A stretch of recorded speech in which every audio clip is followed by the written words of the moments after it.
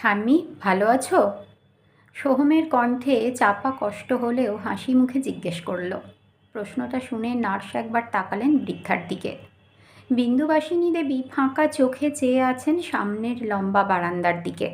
সোহমের ডাকে যে ছুটে যাবে তার কোনো লক্ষণ নেই, অথচ এই ডাকে যেখানেই থাকতো ছুটে আসতেন বিন্দুবাসিনী দেবী। পড়তে বসে মা বকলে চিৎকার করে কাঁদত সোহম, আর দরজার দিকে তাকিয়ে থাকতো, এই বোধহয় ঠাম্মি এলো। ভাবনাটা আসতেই মুহূর্তেই সোহমের বুকটা মোচড় দিয়ে উঠল। মাত্র 6 মাস আগে চাকরির জন্য বাড়ি ছেড়ে পুনায় গিয়েছিল সোহম। তখনও ঠাম্মা পুরোপুরি সুস্থ না থাকলেও এমনটা হয়ে যায়নি। যাওয়ার আগের দিনটা আজও মনে পড়ে সোহমের। সারা দুপুর ধরে নাড়ু মোয়া বানিয়েছিলেন তিনি, শুধু নাতিটা পছন্দ করে বলে, সঙ্গে নিয়ে যাবে বলে। অথচ পরের দিন বেরোনোর আগে সকালে প্রণাম করতে গিয়েছিল সোহম। তখন বিন্দুবাসিনী দেবী মিষ্টি হেসে জিজ্ঞেস করেছিলেন, কোথাও যাচ্ছিস দাদু ভাই? তখন কেউ গুরুত্ব দেয়নি, ভেবেছিল বয়সের দোষ, একটু ভুলে যাওয়া, এ আর এমন কি। কিন্তু গত 1 মাসে সব কিছু পাল্টে গেছে। এখন আর তিনি কাউকেই চিনতে পারছেন না। মাসিমা চলুন। নার্সের ডাকে বিন্দুবাসিনী দেবী বিন্দুমাত্র দ্বিধা না করে এগিয়ে গেলেন ওনার সাথে। ছেলে, বৌমা, নাতি সবাই দাঁড়িয়ে আছে ড্রিমল্যান্ড নার্সিংহোমের বারান্দায়। কাউকে একবারও ফিরে দেখলেন না। ওই দৃশ্যটাই ভেঙে দিল সমীরণবাবুকে। একমাত্র ছেলে বিন্দুবাসিনী দেবীর, সোহমের বাবা। নিজের মাকে ওভাবে দেখে চোখের জল আর আটকে রাখতে পারলেন না। ফুঁপিয়ে কাঁদছে ঝর্ণাও। ছেলের বউ হলেও শাশুড়ির সাথে বেশ মধুর সম্পর্ক। সোহমের মনে পড়ে না কোনোদিন মা ঠাকুমার ঝগড়া দেখেছে। সোহম চুপ করে দাঁড়িয়ে ওর সুন্দর পরিবারটার কথাই ভাবছিল। ভেতরে ভেতরে একটা অপরাধ বোধ কুড়ে কুড়ে খাচ্ছে। ওর বাবা এমনিতেই খুব ভীতু, দুর্বল। এই অবস্থায় বাবাকে রেখে তার বাইরে যাওয়া ঠিক হয়নি, কিন্তু কী বা করতো? ঘুরতে তো যায়নি, চাকরি সূত্রে গেছে। পরশুদিন অফিসে পরপর 8বার বাবার ফোন। মিটিং চলছিল, বিদেশি ক্লায়েন্ট, কিছু করতেও পারছিল না। শেষে বাইরে বেরিয়ে ধরতেই বাবার কান্না, ঠাম্মা হারিয়ে গেছে। দূরে বসে সেই অসহায়তা, না ছুটে আসতে পারা, না কিছু করতে পারা। সোহম কোনোদিন ভুলতে পারবে না। পাড়ার ছেলেদের দিয়ে ফোনে খোঁজ করিয়ে শেষমেশ পাওয়া গেল সুবলের মিষ্টির দোকানে। পা ঝুলিয়ে বসে বসে দিব্যি মিষ্টি দই খাচ্ছিলেন তিনি, যেন কিছুই হয়নি।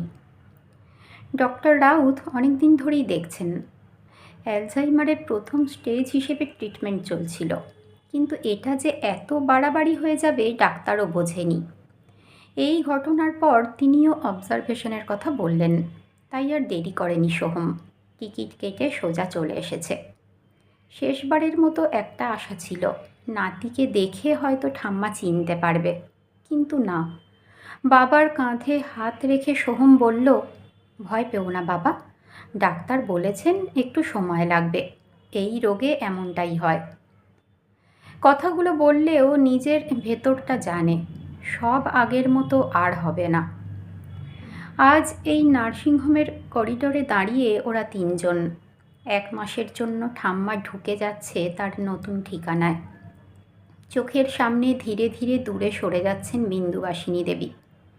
পেছন থেকে হাঁটাটা কেমন টলমল, অথচ একটুও টান নেই পেছনের মানুষগুলোর প্রতি। হঠাৎই ডেকে উঠল সোহম, ঠাম্মি দাঁড়াও। নার্স থামলেন, কিন্তু বিন্দুবাসিনী দেবী দাঁড়ালেন না। উনি তো জানেনই না ওনার নাতি আছে। সোহম তাড়াতাড়ি ব্যাগ থেকে বের করলো একটা ছোট দইয়ের হাঁড়ি, সুবলের দোকানের মিষ্টি দই। এয়ারপোর্ট থেকে নেমে ট্যাক্সি নিয়ে সোজা সুবলের মিষ্টির দোকান, ঠাম্মার খুব প্রিয়। ওই মিষ্টি দই কিন্তু আজ শুধু সেই জন্য কেনেনি, বিশেষ একটা কারণ আছে, কিন্তু এইসবের মধ্যে প্রায় ভুলেই গিয়েছিল। এসব এখানে হবে না, নার্স একটু কড়া গলায় বললেন।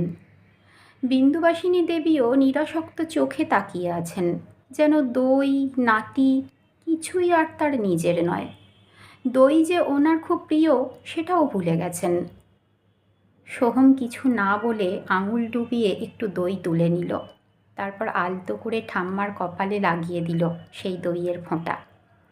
গলা ধরে এলেও বলল, জিতে ফিরে এসো ঠাম্মি, আমরা অপেক্ষা করব। পরীক্ষার আগে ঠিক এভাবেই তো ঠাম্মা সোহমের কপালে দইয়ের ফোঁটা দিয়ে বলতেন, জিতে এসো দাদু ভাই। ঠাম্মাই বলতো দইয়ের ফোঁটা নাকি খুব শুভ।